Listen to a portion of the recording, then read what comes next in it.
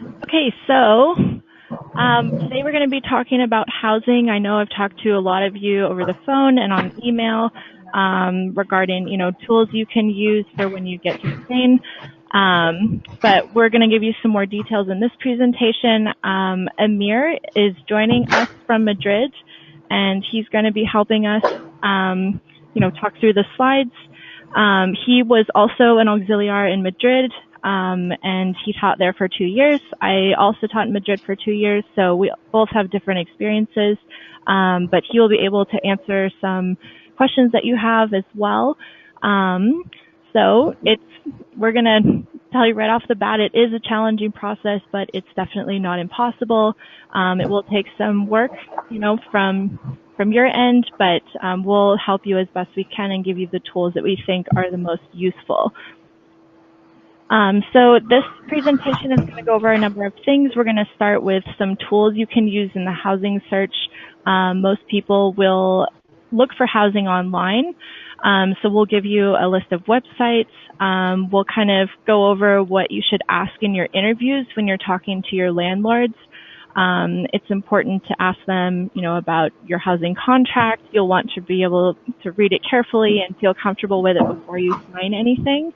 We'll also go over some average rent and the different neighborhoods that we have in Madrid, and some statistics from past participants in the CIEE program, how long they took to find housing and things like that. We also have some tips on how to avoid being scammed.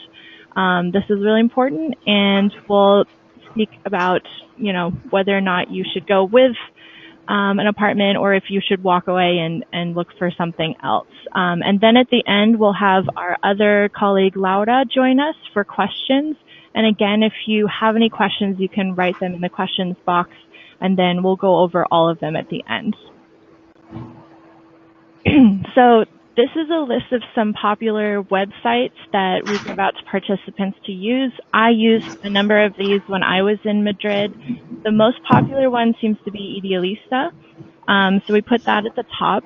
And this one's pretty easy to use. We're going to go over step by step how to use Idealista in a search later in the presentation. But there are some others such as pisos.com, Badi, In Alquilar, Fotocasa, Easy Piso, and Piso Compartido, which is one you can use to look for roommates as well.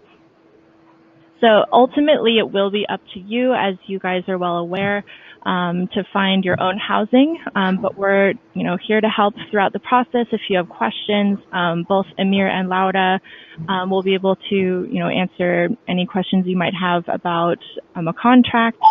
And they will be in Madrid, if you ever need to see them in person. But for the most part, this will be your responsibility. But we are here to help you as much as we can. Amir, if you want to take over this one. Thank you. Thank you, Hillary, for the introduction. Yes, my name is Amir Parada. I am Teach in Spain Program Coordinator. And as Hillary was saying, it's a challenge, but it's not impossible to find housing in Madrid. So we look forward to sharing some tips with you on how to go about your search, and would like to offer our assistance in the future.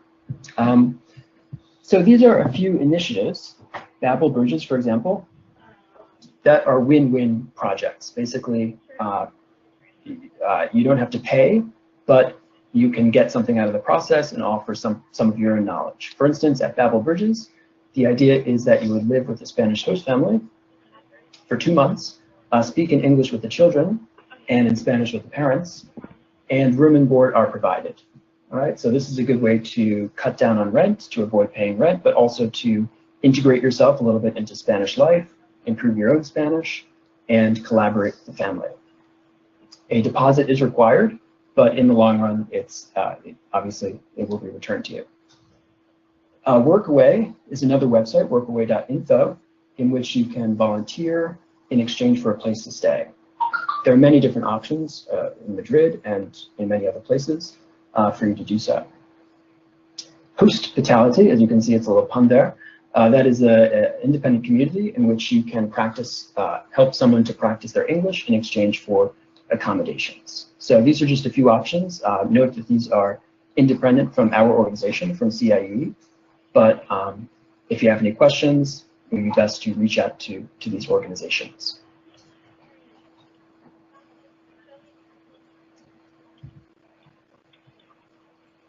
All right, Whoops, and sorry. we have, sure. There we go. And of course, if you're a little more old school and just want to sort of hit the streets and find an apartment that way, there are options to do so. If you'd like to take a walk across Madrid, you'll find plenty of signs that say "se alquila," for example, which means that an apartment or room is for rent. So you can look for these street advertisements, these bright orange and black signs in entrances to apartment buildings and other places in the street. Of course, take note of the phone number, give them a call, practice out your Spanish as well that way, and just a good way to dip your feet into the process and see what it looks like. In many cases, those are ads for whole apartments, whereas probably most of you will be looking for rooms rather than entire apartments. Also, there are many rental agencies across the city that you can look into. They're easy to find.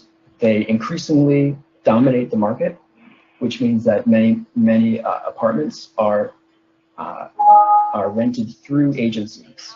The downside of this is you end up paying a commission. But something to bear in mind in your apartment hunt.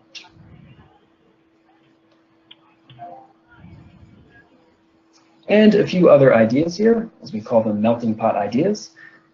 Basically word of mouth.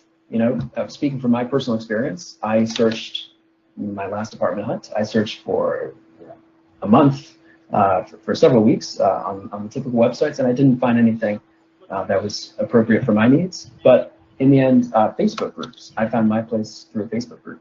And there are several groups in Madrid that you can look into, and obviously exercise the usual skepticism as you check them out, and don't exchange any money until you see the place and sign a contract. But it's something to consider. Also, friends that you make in Madrid or your orientation leaders from your January orientation would be happy to give you some tips, and they may even know somebody with a room to rent. Other options, Airbnb, of course, it's around the world. That might be good as a short-term option if you want to rent a place for a week or two while you continue to look for an apartment. There are some affordable Airbnbs more outside of the city center, let's say. Couchsurfing.com is one way to stay on somebody's sofa, at least in a very, very short-term situation. There are many hostels in the city. You can check them out at hostelworld.com, for example. And yeah, again, for a short-term stay while you're looking for an apartment, that's a great option. We have a few other independent providers at the bottom of the page here. And some of them with discounts for CIEE participants, such as madrideasy.com. If you look for an apartment through Madrid Easy, there is a service fee, kind of like an agency, but our participants get 50% off discount off that service fee. Okay, so this is going to be a couple of slides going over how to use Idealista, which is one of the most popular search engines for rooms and homes and full apartments all over Spain. You can switch it to English. If you're not as familiar with Spanish, you can see in the top right corner there's a language button, and you can change that to English. And then when you go down, you can see you can buy, rent, or share. And then you'll want to choose rooms, most likely if you are looking for your own apartment. You know, that's up to you, but it's going to be pretty expensive in Madrid. So I'd recommend choosing rooms, and then of course choose your region, and your region will be Madrid. So this is the initial page that you'll be looking at, and then you'll click search. And then you'll come to the first picture that we have at the left. So this is going to show you a whole map of the region of Madrid. So you'll be able to search by region within Madrid and by neighborhood. So for example, if you were looking for housing in the center of Madrid, you'd choose Madrid capital. Because as many of you know, Madrid is the capital, and it's also the region, so it can get a bit confusing. But if you choose Madrid capital, that will mean the center of Madrid. So then if you look at the middle picture, this is just zoomed into Madrid capital. So you'll see that there are a number of different neighborhoods, and you'll choose your neighborhood. So some examples are Chamberí, Moncloa, Argüelles, and a little bit later in the presentation, you will have a document that you can click on, and that will go over kind of a brief overview of all of the different neighborhoods, and you can kind of get an idea of where you'd like to live. This one on our presentation has chosen Moncloa, so pretend that you've clicked that, and then it will zoom in on Moncloa. So Moncloa is split up between Argüelles, Casa de Campo, Ciudad Universitaria, etc. So this is how you can really hone in onto a specific region. You can, of course, look at all the different neighborhoods and sections and see what works for you. But as you can see on the right side, the map of Moncloa, there are 980 homes, for example. So that still gives you a lot of options, and you can see how many are available in each subsection. So once you choose a section in a region of the neighborhood that you're interested in, you'll be able to see a lot of different filters and search criteria. So this includes price range, whether you're looking for a home or a flat, how many bedrooms you're looking for, bathrooms, the condition, etc. I would recommend searching using photos. You can search more apartments without the photo option, but I mean, for me personally, I wanted to see kind of an overview picture. So this is up to you, but you'll see the orange box on the left side. This is where you'll put in all your filters. So you can put a range, minimum to maximum of how much you'd like to spend per month. You can search by homes, by rooms, flats, country homes, duplexes, penthouses, etc. And then as you keep going down the list, it'll have bedrooms, bathrooms, whether or not you want there to be pets. You can see who's living there now. They might even say who they're looking for, like looking for one girl to live with, you know, 2 roommates that are already here. So it's pretty cool. You can filter it out pretty extensively. But of course, you know, it's up to you. And you can also set email alerts. So if you find one that you're interested in, you can plug in your email. And then whenever there's new listings, you'll be able to connect with the website and the landlord as well. So another little detail, as you can see in the second housing listing, the one that's $800 a month, you can see there's a little logo on the right side. This is the logo of an agency, a rental agency. So this is something you'll want to be aware of. Oftentimes they do charge a fee, a lot of times a hefty fee. So I didn't go through any rental agencies when I was there. I didn't have enough money to do that. So this is something you'll want to be aware of while you're doing your search. And these will show up on other websites as well, not just Idealista. So that's something to just be aware of. All right, so when you click on one that you're interested in, you'll be able to see more photos of hopefully every room in the apartment, but you should be able to get a better idea of what it looks like inside. Of course, we recommend, you know, seeing the apartment in person, but you'll be able to see the phone number. You can see under the contact button the phone number of the landlord. I recommend using WhatsApp. When I was there, most people or most landlords used WhatsApp, especially to, you know, contact foreigners such as ourselves and other auxiliares. Amir, I'm not sure if you used WhatsApp when you were there. Okay. Oh, definitely. That was that it still is, of course, the main means of communication here. Yeah. For sure. Okay, great. Yeah, so I would, you know, you can text your landlord. That's probably going to be the most efficient way. If you feel really comfortable with your Spanish, go ahead and give them a call and leave a voicemail if they don't answer. But I wouldn't really recommend writing emails. Every time I wrote an email, it was unanswered. So, you know, I would do the WhatsApp, you know, give them a voicemail or give them a call just to set up an appointment. and then set up a time with them. And make sure you know if you're going through a rental agency or not, because, you know, they will charge you, you know, to look at the apartment, and of course they're going to charge you a fee if you do decide to get the apartment. So just be aware of that. And of course, if it is through an agency, then in many cases, like in the picture here, it's a 911 number. It may be a landline number. So of course, in that case, you have to call, right? Yeah. If they can't use WhatsApp. Yeah. Yeah. Okay. So for example, if you look at this, it'll tell you it's in Ciudad Universitaria. It's 750 euros a month. There's a 2-month deposit, so that's listed underneath the monthly price. So that's something to be aware of as well. Some places charge a 2-month deposit, some places charge 1 month.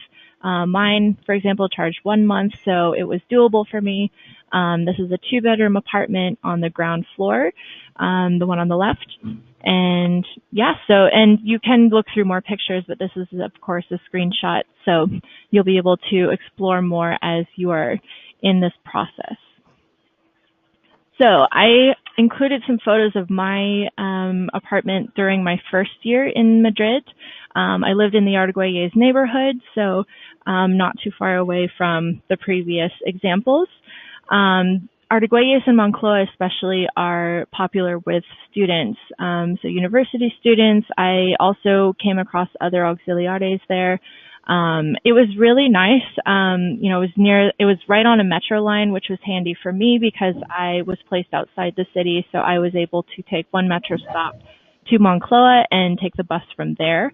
So this worked out really well for me. It was surprisingly silent at night. You know, my apartment was near a major street, but at nighttime I really couldn't hear anything, so that was great. I know that some people are more interested in being in the center in neighborhoods such as La Latina and Malasaña, where there are a lot of young people as well, but you'll find that there are more bars and restaurants and noise at night. So that's something, you know, to kind of keep in mind as you're exploring Madrid and figuring out where you'd like to live. This apartment in particular had 2 bedrooms. I roomed with another CIEE participant who I met through our Facebook group, and we were placed in similar locations outside of the city, so we decided to look in Moncloa and Argüelles and the western side of Madrid. We each paid 375 euros a month. Our rooms are pretty similar in size. The pictures that you see were my bedroom in particular. So it came furnished, as do a lot of apartments in Spain. So it already had the couch, the table, the TV, the bed. I did bring my own sheets, or I didn't bring them, I bought them when I got to Madrid, but it had the comforter already. I never needed more than that. And it had the desk and the wardrobe and the little chair and the mirror. So it was pretty well, you know, it was pretty complete when I moved in. There wasn't much storage space, but that was fine. Same with my roommate. She already had the essentials in her bedroom. Our kitchen was a little sketchy. It had an oven, but it didn't have any numbers on it and no shelves, so that was interesting. We didn't really use the oven at all, but we did have a working stove and a sink and a fridge, so that was what we used throughout the year. For utilities, we spent roughly 30 euros a month. It didn't range that much. We didn't really use our heaters at all, but it was about 30 euros to split. So we each paid about 15 euros a month.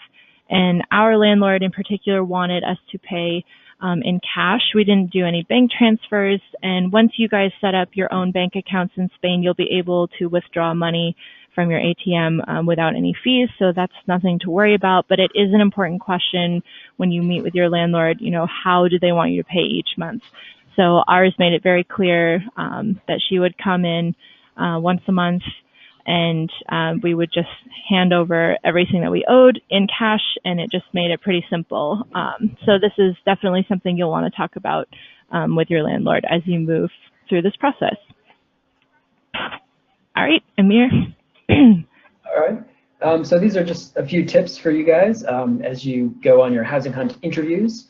And you know, you should think of it as an interview in both directions. I mean, they are doing a kind of a casting, as they say, to find someone that fits in with their apartment. but also you guys are interviewing them and kind of getting a sense of what the apartment's like, what they're like, and so it's kind of a mutual interview, right? So first of all, try to plan your time accordingly, right? At least 1 hour between visits, right? You don't want to be in too much of a rush. Perhaps the conversation could go on for longer than expected, right? So you definitely want to leave a good buffer between visits. That said, of course, it's tempting to try to visit as many apartments as you can at first to minimize the time of your housing hunt. But yeah, try to plan your time accordingly. Be punctual, right? Just like any interview, it's important to be on time. Otherwise, this could be a deciding factor and could prejudice them against you. Of course, they may ask, what are you doing in Madrid? What's your job? So feel free, definitely explain to your potential landlord or flatmates or rental agency what exactly you're doing. Basically, you're going to work as an auxiliar de conversación en la Comunidad de Madrid, right? So an English language assistant. Of course, a good idea to come prepared with a few questions. So ask them any questions that you may have related to the flat or room, or the bills that they usually pay, or what their lifestyle is, what your lifestyle is in terms of your, what hours you work, what hours you sleep, and things like that, to make sure that you are a compatible fit and that they're not, expecting you to go to bed super early or expecting, just to be clear about the expectations. Yeah, in addition to that, you'll want to ask to, if you can have family visit. I know for a couple of auxiliaries, the landlords did not want anyone extra. Some cases, your landlord will also live in the apartment, not in the apartment, but if they'll live nearby. I did have one friend who had about 4 or 5 roommates, including his landlord. So he really couldn't get away with much. So you'll want to ask, where are they located? How can I reach you if there's an emergency, if we need a repair? For example, in the pictures you just saw, we had kind of an issue with our bathroom. The apartment above us had their shower directly over ours, and so we had kind of some leaking and mold going on, and we had to know how to contact our landlady and get that sorted out. And do expect things to be delayed. This in Spain, we didn't have anyone come and help us for a couple of months, so this is something to be aware of. But do ask them, where are they? How can I get in touch with you? And ask how you want them to, how they want you to pay each month. Like I said, our landlady came to our apartment every month. We set a day and a time after we were done with school, and then we gave her everything in person. So that's really important to have established right away, so you know what to expect throughout the year. Definitely. Yeah, especially as you said, in terms of other potential issues like having guests, having relatives, having friends stay over for a few nights. Generally, it's not an issue, but sometimes landlords or landladies will put into a contract something about, you need to get their permission ahead of time in writing, for instance. And so it's just something to ask and to make sure that everybody's clear about, for sure. Yeah. All right. Okay, a little bit of a Spanish lesson here, brought to you by your fellow American. So these are some questions that you may be asked by potential flatmates or landlords. For instance, ¿de dónde eres? Right? Where are you from? Of course, we'll get into the answers in the next page. ¿En qué trabajas? ¿Qué haces? Right? What do you do? What kind of job? And yeah, we actually put the answers, integrated them into the conversation here. So, for instance, you would say, soy de Estados Unidos, soy de California, voy a ser profesor, voy a ser auxiliar de conversación de la Comunidad de Madrid. Right? These are just basic statements to introduce yourself. Who are you and what do you do? As the conversation goes along, right? ¿Cuánto tiempo estarás en Madrid? How long will you be here? ¿Cuánto te vas a quedar aquí? Same question. Right, and then you can respond whether it's 1 year or 2 years, voy a estar en Madrid durante un año o 2 años, something like that.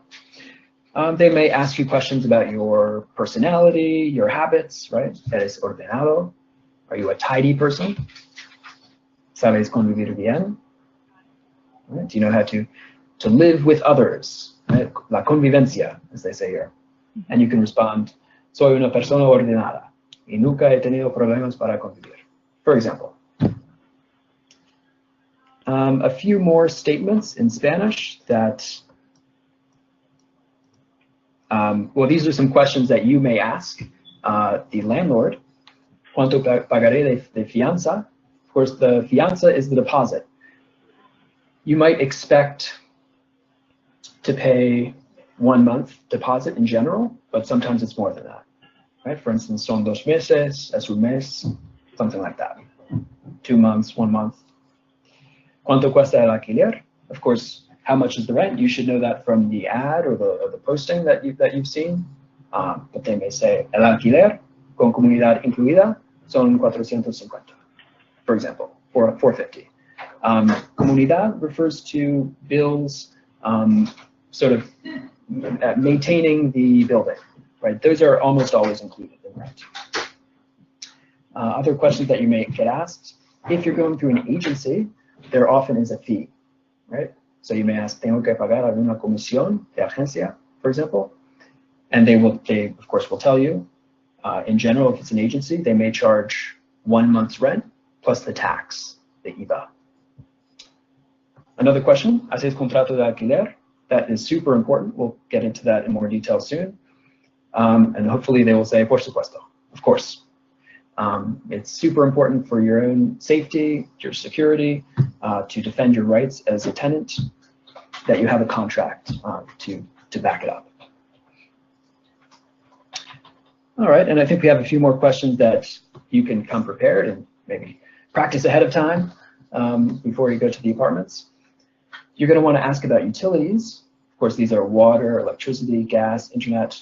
¿Cuánto pagaré de gastos? Agua, luz, etc. And they may tell you it's included. Todos los gastos están incluidos. But usually, you pay them apart from the rent, separately from the rent. So they may be able to give you an estimate for how much electricity costs in the winter, in the summer, how you divide the internet bills, etc.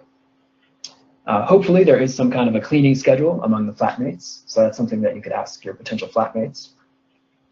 Hay un horario de turnos de limpieza, right? Something to ask about, also to show that you are a clean and orderly, organized person, and they may tell you how they go about doing that. Cada semana rotaremos para limpiar las zonas comunes, right? The common areas. For instance, the bathroom, the kitchen, the living room, etc.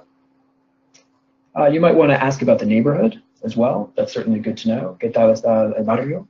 Right? And they'll hopefully give you a description. Is it a kind of a quiet neighborhood as Pacifico is?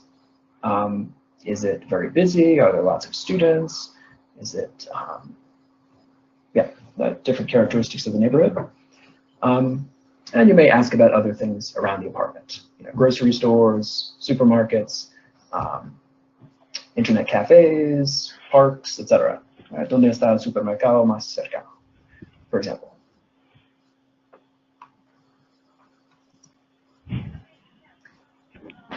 All right, so let's say you go in there, you ask your questions in Spanish, you have a little practical Spanish lesson right there in real life. And then afterwards, hopefully, you'll be called back or you'll be contacted for a second interview or a second chance to meet up, kind of like a second date, let's say. So if you like the place, definitely let them know, send them a WhatsApp saying that you really loved it and thanking them for their time. If after a couple days you still don't hear back from them, it could be that they're just really busy and they just haven't made a decision yet, or they may have selected somebody else. But in any case, it's good to get clarification on that.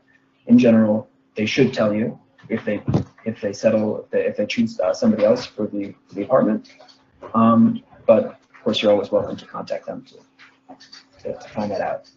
Hopefully, you'll be selected sooner rather than later. We'll look at the statistics later on in the presentation, but it may take you 1 week, 2 weeks, 3 weeks. On average, last year, it took our participants 15 days to find an apartment. Of course,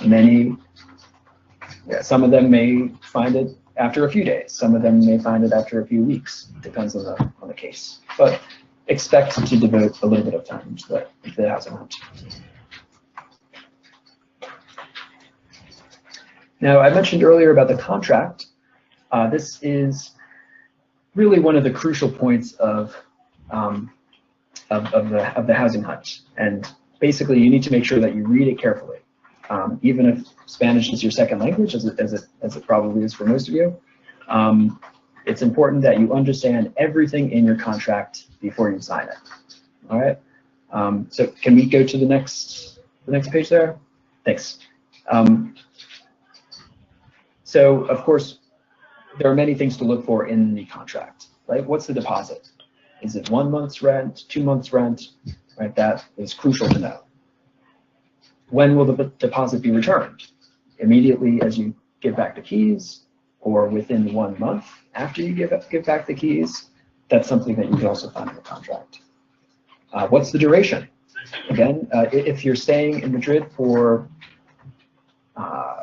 6 months, 9 months, 12 months, right, you need to know the duration of the contract in order to know what your obligations are under that contract. Of course, if you have difficulty with the vocab, ask a friend, ask a fellow teacher. You can come in, ask us at Teach in Spain Support. We'd be happy to take a look at it with you and make sure that you don't sign anything that you don't fully agree with. All right.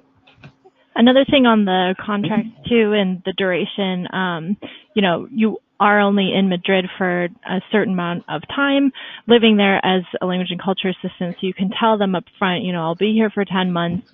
I need a place to stay for 10 months. So if they already had, a contract written up for 12 months, for example, you can talk to them about reorganizing the contract and, just restating how long you're going to be there. So that's something you can, kind of negotiate with your landlord, but just make it clear that you're only there for a specific amount of time, so that you're not paying more money, for a time that you won't be there. Indeed. Of course, you don't want to run the risk, right, of having the landlord keep your deposit if you violate the terms of the contract. And there could be other clauses in there. Generally a contract could be 3 pages, 4 pages, something like that. So make sure to read the fine print. Are pets allowed? Are guests allowed? Friends or family who want to spend the night? Do you have to get someone's permission ahead of time? All of this in terms of just maintenance of the common areas, right? All of those issues are worth taking a close look at. As for a little bit more advice on the housing contract, as we've said, this is the best defense to prevent you from being cheated or scammed. In general, our participants are doing fine, right? But like in any big city, there are some individuals out there who are con artists who want to scam people out of their money. So just use a little bit of common sense and stand up for your rights, right? So for instance, if you see anything fishy, like you're being asked to do a transfer, but you haven't even been to the apartment yet, or you're being asked to pay a deposit and you don't even have the keys yet, and you haven't even seen a contract, right? Just don't do it, right? Come talk to us and we'll give you some guidance. In general, right, according to the law, landlords are not allowed to just enter your apartment without your permission and without asking in advance. Take a good look at your contract, make sure that you understand the provision on this, but we encourage you to stand up for your rights and communicate with us if you have any questions about that. Of course, you don't know what could happen down the line, and generally you'll be fine, but it's super useful to have that contract in case you have any problems in the future. Also, if you register in the local census, this is called empadronamiento. This is required if you want to renew for a second year in Spain. So make sure that you are able to register in the Padrón if you want to be able to renew for a second year. We'll talk more about that at orientation and give you all the information about that. At the bottom of the page here, we have a little link to the current Spanish legislation on real estate and rentals. So just for your information and future reference.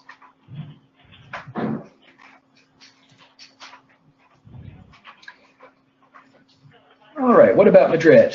We are a city of many different neighborhoods with their own characteristics, their own average rents, their own general sort of population types and demographics. Here you can see a description of different neighborhoods in the city of Madrid, not to be confused with the community of Madrid.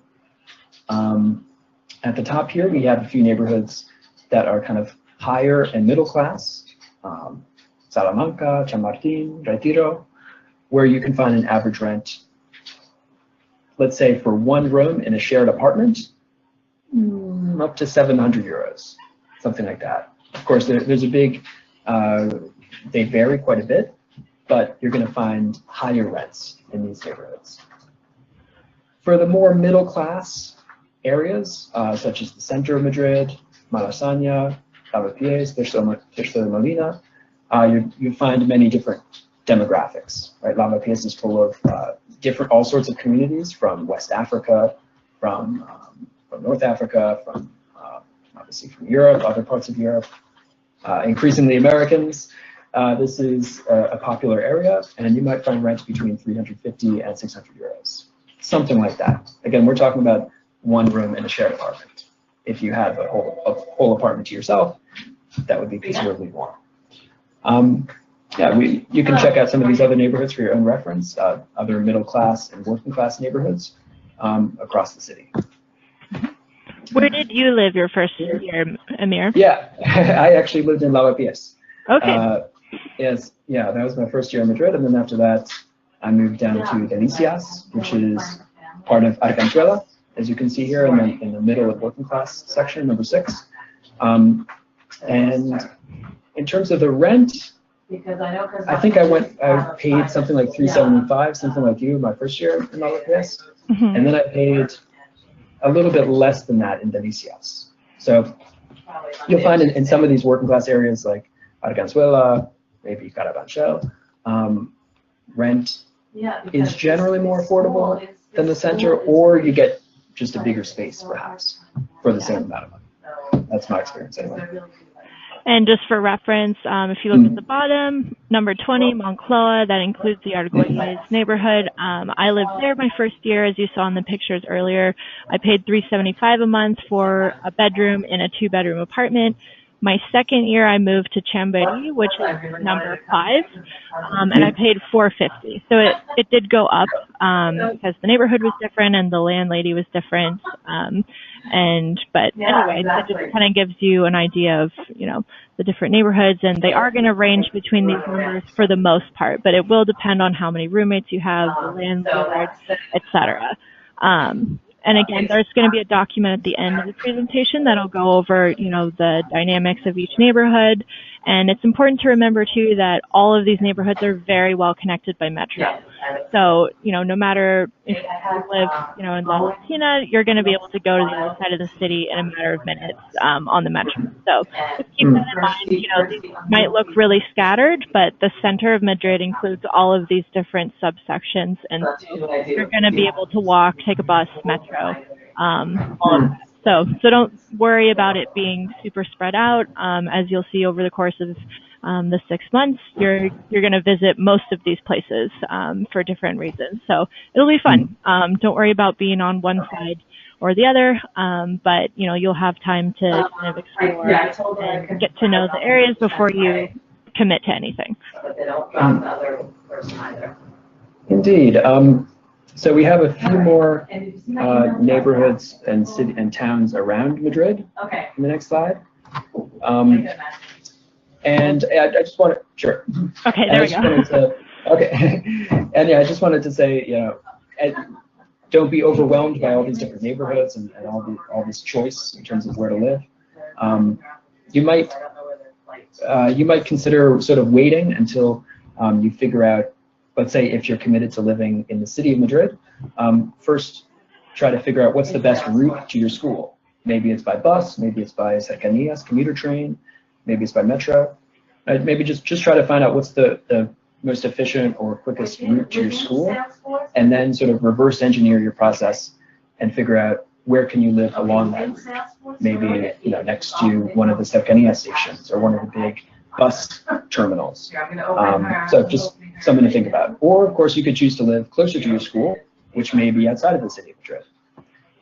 For instance, these are some towns on this page outside of the city. For instance, Alcobendas, San Sebastián de los Reyes, up in the north. Right in the south, you have places like Alcorcón, Fuenlabrada, Móstoles. I taught in Alcorcón my first year, and decided to live, as I said before, in Lavapiés. But the good thing about that was it was right next to the cercanía station. So even though it wasn't close, it was a reasonably fast commute because I was right by the cercanía station. Other places around Madrid, right? Aranjuez, Getafe, also in the south, you can expect to pay around $250 to $350 per month for one room. To the east of Madrid, you got Alcalá de Henares, San Fernando de Henares. And to the west of Madrid, Boadilla del Monte, Majadahonda, some of those places. So as you can see, the rent does vary a little bit depending on where you are, but it often is more affordable outside of the city of Madrid. And you may get a bigger room, a bigger living space. Mm-hmm. So ultimately, that's your decision, right? Of course, if you want to live closer to your school, you may be farther away from some of the cultural things going on in Madrid, but there are also advantages to living in a small town or closer to mountains or closer to quote-unquote nature. So, yeah. Yeah, and we do have a question. So, Emir, this is a good question for you. Okay. Colmenar Viejo is where one of our participants is located, where her school is located anyway. So she's wondering if she should live there or commute every day from Madrid Central. So again, this is, a personal preference. It'll be easier once you're there to figure it out, but off the top of your head, know how far that is. Well, off the top of my head, I can't say. I'm just not sure. It's a famous place outside of the city of Madrid, but I don't know off the top of my head how long the commute is or what the best means of transportation would be. Whether it be one of the buses, it may be one of the suburban buses. Mm-hmm. So you'll have to perhaps wait until the question and answer period, or at your orientation in Madrid. We'll be happy to talk to you about your commute. Send us an email once you're here, and we can help you out with that. But definitely good to start thinking about that already, and yeah. Mm-hmm. So we'll send us an email at Teach in Spain Support, and we'll be happy to give you more details information about that. And it's important to remember, too, if any of you have placements outside the city, there is going to be transportation from the center of Madrid to all of your schools. So, depending on the length of your commute, that might play into, your decision on where you want to live. I did consider living in the rural areas where I was placed. But in the end, I chose Madrid Central because, I was only working 4 days a week. And when I got to Madrid, I found out it was a much shorter commute than I had anticipated. So this is something to keep in mind. It's going to make so much more sense when you're there. And, there are buses and cercanías trains that you can use to get to your school. But, again, that it'll kind of all fall into place and make more sense when you're there and you can see how everything works. But, it's good to be prepared, of course, but that's just something to keep in mind as you're thinking about the neighborhoods and your placement and everything. All right, and these are, what we're looking at here is some information pulled from our end-of-year survey from the last academic year. And basically, we asked everybody who would respond, which was up to 180 participants, why they chose where they chose to live, right? What were their top concerns? And the majority chose either city center or transportation as their most important consideration. Certainly a lot of people, young people in their 20s, often want to live near the city center, where there's nightlife and museums and all sorts of opportunities. But of course, transportation is another important concern that we've just been looking at. So those are the two top ones. You also many of them have made the decision based on the quote-unquote vibe or environment of the neighborhood. The cost, an important consideration when you're working within a budget, certainly something to put up near the top of your list. Is it closer to your school? Are friends nearby? These are some other concerns that people had, or reasons to live where they lived. All right, and these are some statistics for how long it took people to find a permanent place to live. So the average was 15 days. For me personally, it took about a week and a half, I would say, to find housing. I don't know if you've had a similar experience, Amir, but this is more or less, what the average turned out to be. A lot of people also found that they needed a full 2 weeks, and, a lesser percentage needed 3 weeks, 5% needed 4 weeks, 1% needed 5 weeks, and 6% needed 6+ weeks. So, some people start right away when they, get to orientation. They start setting up appointments with landlords. And again, the turnover rate for apartments is pretty high in Madrid, with the number of students and international people and, auxiliares, because there are going to be other language assistants from other organizations, not just CIEE in Madrid, and you'll most likely come across them at some point during your semester there. So everyone is, looking and changing and, moving around. So it's important to, make a list of many places, not just, honing it down to 2 or 3, because you will most likely have to, see a number of apartments before you commit to anything.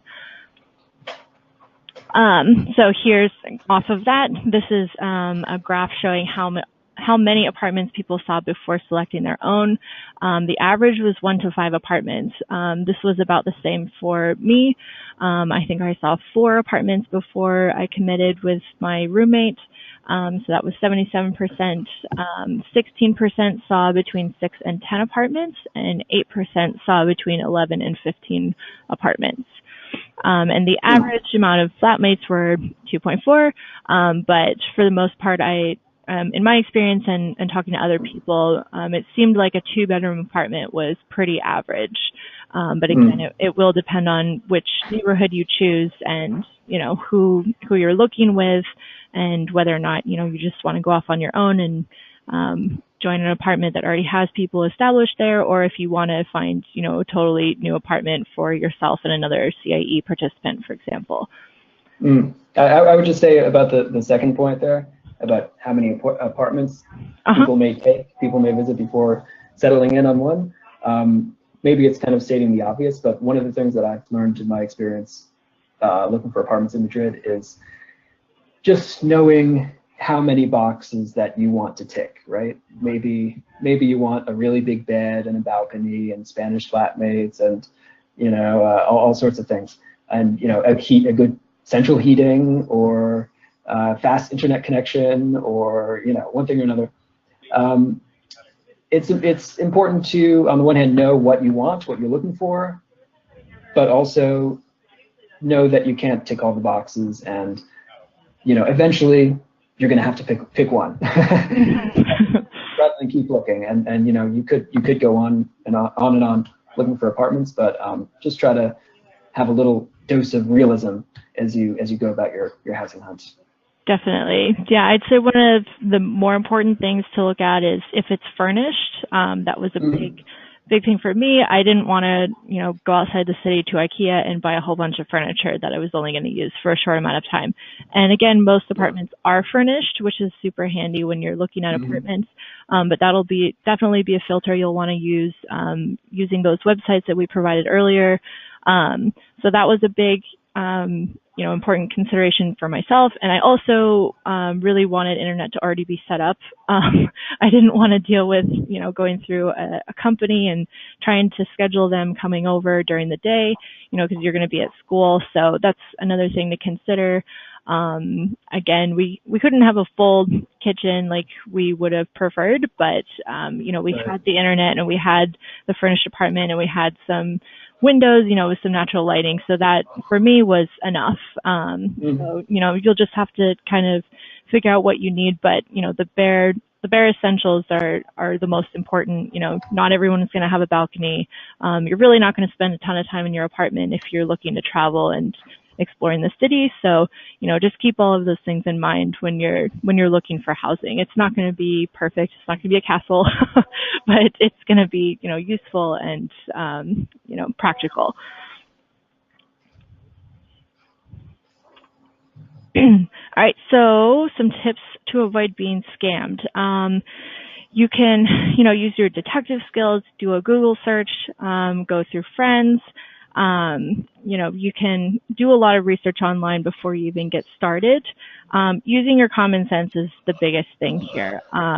Don't make any transfers, don't commit to anything online until you've seen it in person, until you've talked with the landlord. Don't put any money down at all until you've talked to them, until you've looked over the contract and feel comfortable. Just same thing in the States. You don't want to do anything you wouldn't do here. You don't want to be scammed because some people have been scammed. So, no one gives something for nothing. This is something to keep in mind too.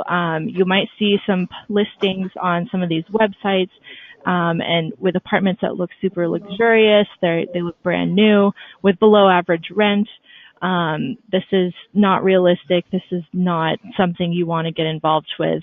I saw a couple listings like that, huge apartment with lots of room, lots of natural lighting with a awesome bedroom and a balcony and all of this, and it was 300 euros. And I said, that's not realistic. This is probably a scam. Just use your common sense. Keep that in mind. In some of the Facebook groups and on, a basic Google search, you can find what other auxiliaries have said about blacklists. So, for example, Amir and I were just talking about this before the webinar. There's one company called Spot a Home.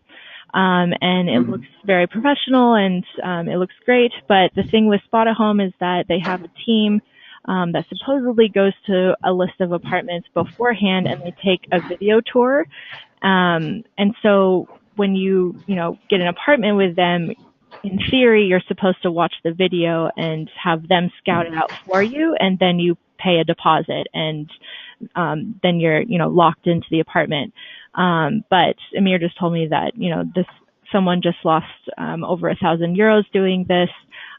So if you see Spot a Home, I would not go through them. Again, you're going to want to see the apartment in person beforehand. You're going to want to talk to the landlord directly, see a contract, all of that. So it's important to kind of know the blacklisted items such as Spot a Home. We've included a couple links of a few other places. And on some of the big Facebook groups, like Auxiliares de Conversación in Madrid and also in Spain, these have thousands of past and current language assistants in Spain, and they'll have some information there as well, firsthand information. Everyone's been through this process, so they'll be able to give more updated information as well. I don't know if you had any others, Amir, but Spot a Home was definitely one on my list that I would recommend not using. Exactly. Yeah, that's the main one that we've heard about recently. And maybe there is some good stuff on there as well, but if they don't have the protection against fraud, if they're not taking precautions against certain fraudulent posters, then you just shouldn't put your money there. Yeah. All right, so I've included a couple of links that may be useful or interesting to you guys. We have 2 CIEE participants who wrote some blog posts about how they found housing in Madrid. So you can read about their personal experiences. I read a lot of blogs before I went over to Spain, and I found that it was helpful. It made me feel more prepared for what I was going to get into as far as the housing search. I also included a link to a housing guide from City Life Madrid. This has a breakdown of all the different neighborhoods in Madrid. It kind of gives you an idea of what the atmosphere is like in each neighborhood and who lives there and everything.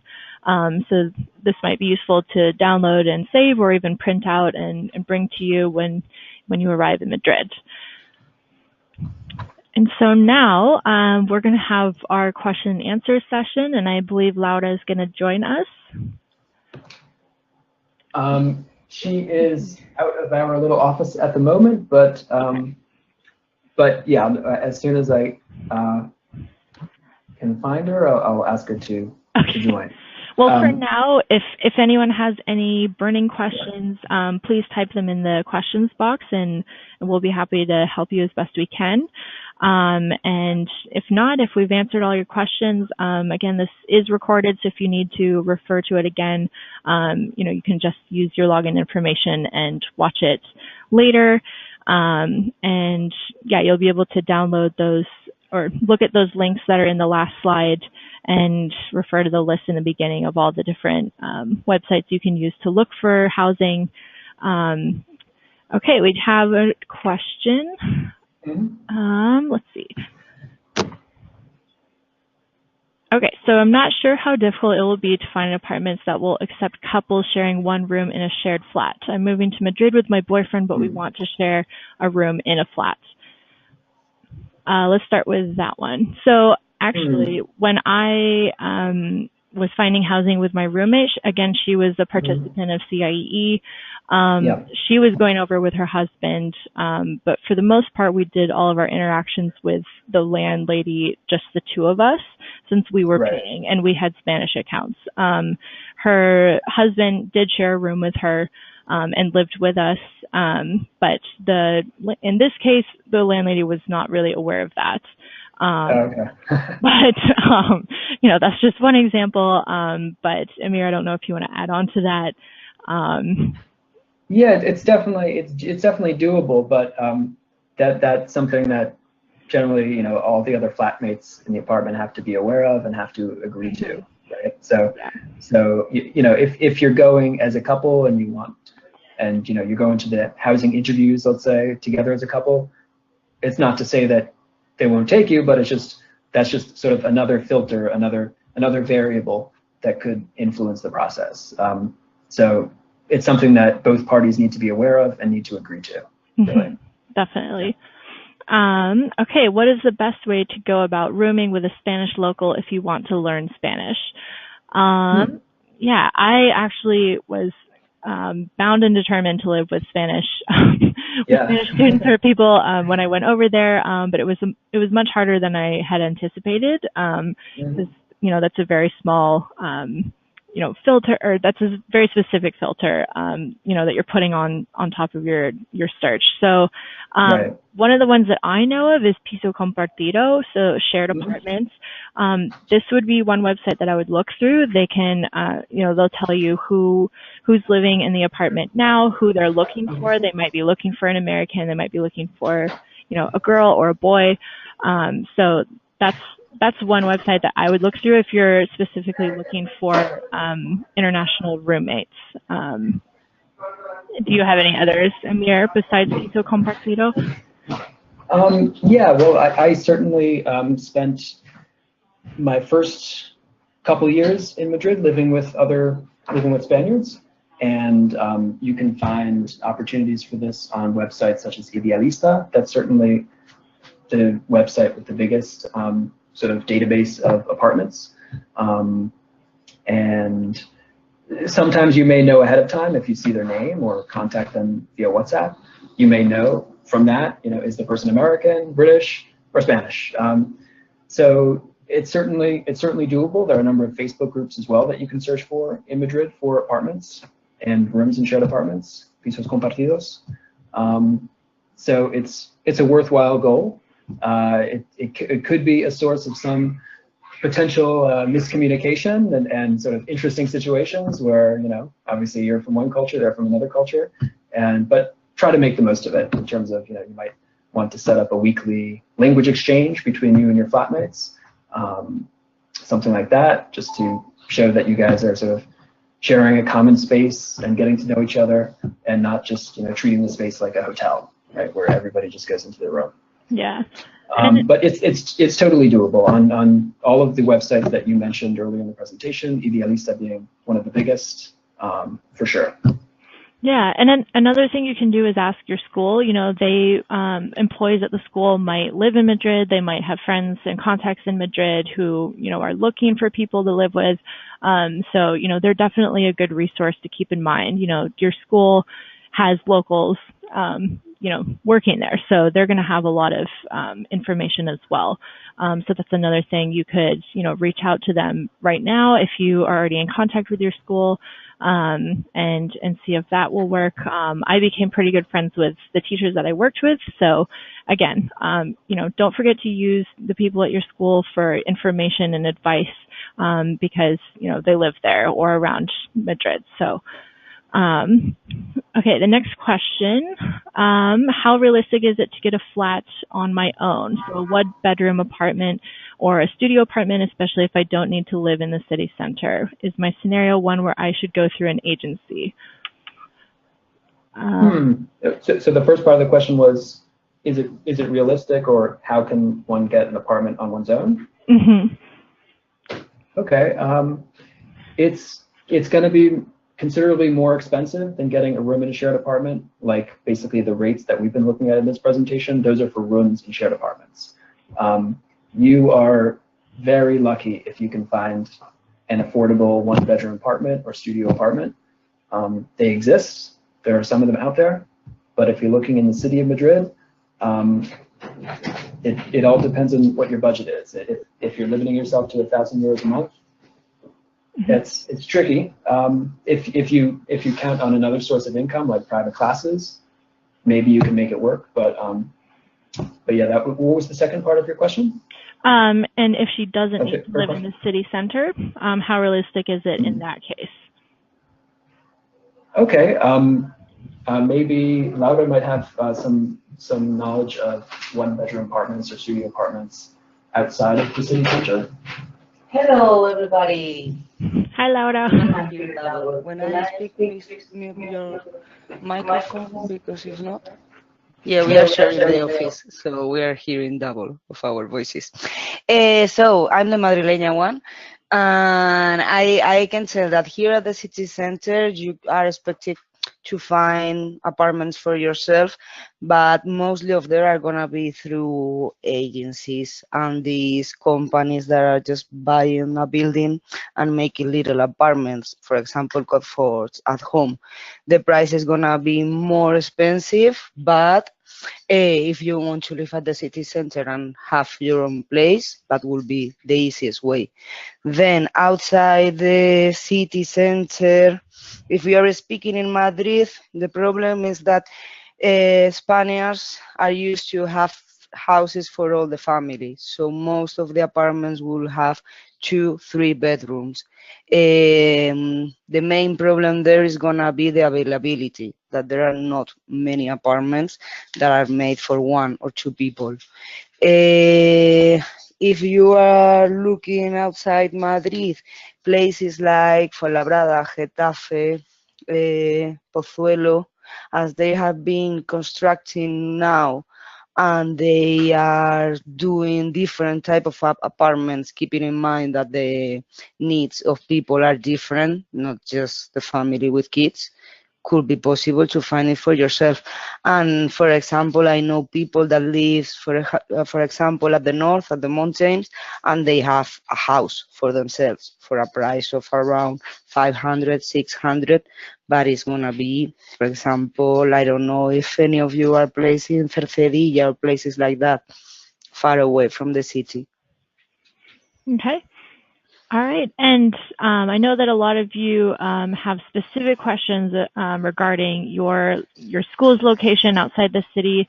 I think the best way for us to answer your questions would be to email myself, and I can discuss your placement with Laura and Amir, and then we can give you a bus line or some more in-depth information regarding your specific placement.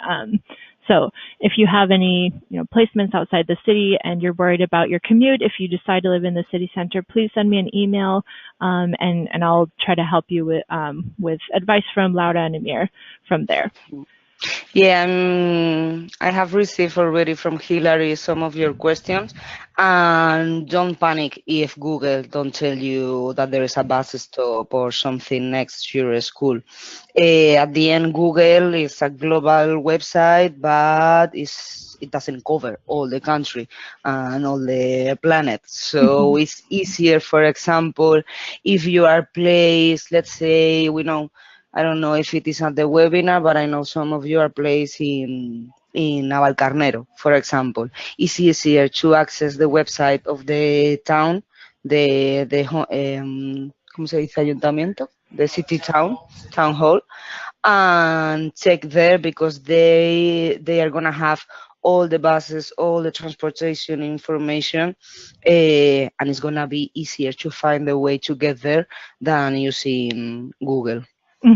Yeah, Google Maps is something I used immediately as soon as I got my placement, and it said that my placement was, an hour and a half outside the city, and I panicked, and it looked really far away just looking at the map. And when I got to Madrid, I realized it was a 20-minute bus ride, which is why I chose the western side of Madrid to live in. So, keep that in mind. You might have a longer commute, like 45 minutes, 50 minutes, an hour. It is feasible to live in the center, but don't rely on Google Maps, for transportation, because there are a lot of other lines, bus lines and the cercanías trains, and everything that's going to be included in your abono transport card. So, don't panic. We're here to help, of course. And if you have specific questions, it's probably easier to email me individually, and we'll go at it case by case.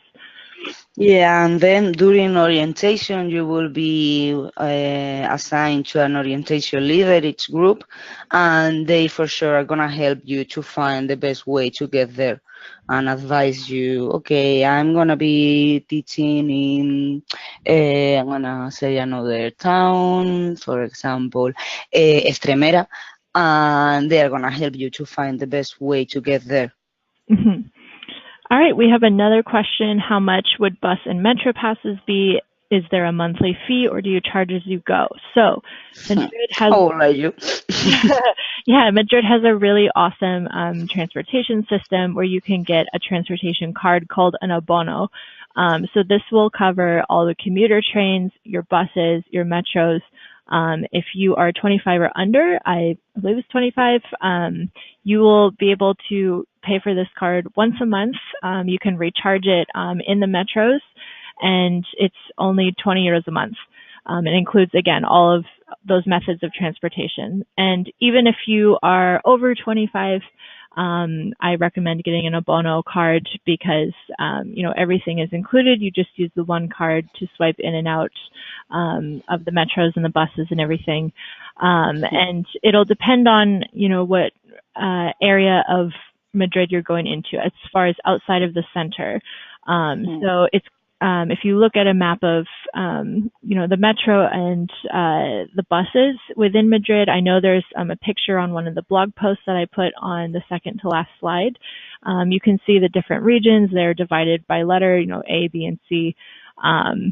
And they'll show you how much it's going to cost to go to that region. So if your school is, in one of the outer layers, let's say, of Madrid, it'll tell you what price that'll be per month. So for example, if I, during the time that I was a language assistant, I had to go into zone B2, I believe it was.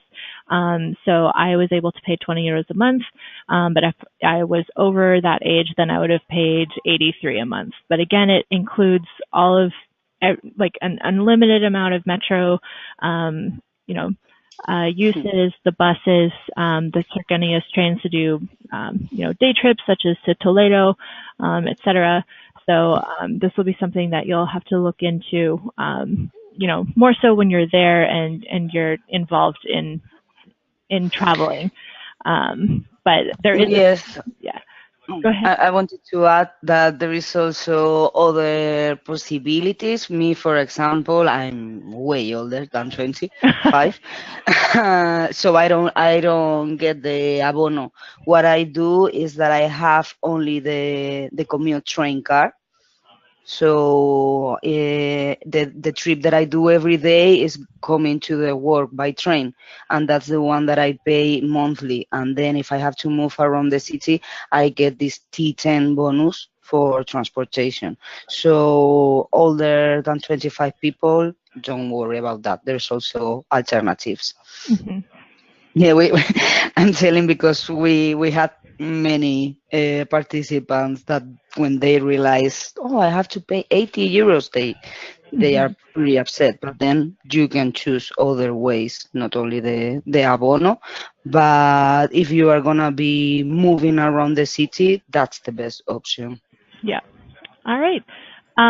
Let's see, we have another one. As of now, I only have an Airbnb booked for 1 week after orientation in Madrid. Should I book an Airbnb for longer just in case, or would it be better to wait until I'm in Madrid? I mean, at least you have a week. That's good. The average, like you saw earlier, was about 15 days to find permanent housing. So this is something, you could take care of while you're in Madrid. You could even get a hostel. You could even ask the Airbnb owner if they, would be willing to extend your time, after you are in Spain, if you could ask them if you could just add on days. But you might get a better idea of how fast you're gonna get an apartment after orientation when you're in the country. But it's kind of up to you. Again, the average amount of time was 2 weeks to find permanent housing. So you might want to look into another Airbnb or asking the Airbnb owner if you can extend your time. If there are no other questions, it looks like most of you stayed for the whole webinar, which is awesome. Again, Thank you. This will be recorded and you can access it later. Again, if you have any specific transportation questions, please email me and I'll get in contact with Laura and Amir. And again, when you're in country, it's going to make a lot more sense, and you'll get an idea of how transportation works and everything. But yeah, so you guys are going to meet Amir and Laura both at orientation and the other orientation leaders. So you're going to have a great time, and they're good resources. And again, use your school resources as well. They're all Spaniards, so they have inside information too. But yeah, you guys are going to have a great time. Once you get over the housing search and you have a place to stay, you're going to feel so much better, and you'll be able to enjoy your experience. Again, everyone's going through the same thing, so you don't have to feel alone. And obviously we're here to help you, and Laura and Amir will be in the office during the week if you have questions regarding your contract and everything. So thank you, Laura, for coming, and thank you to Amir, and we will talk to you all soon. Okay, have a great day. Bye-bye. All right, thanks for joining. See you in Madrid. Hasta luego.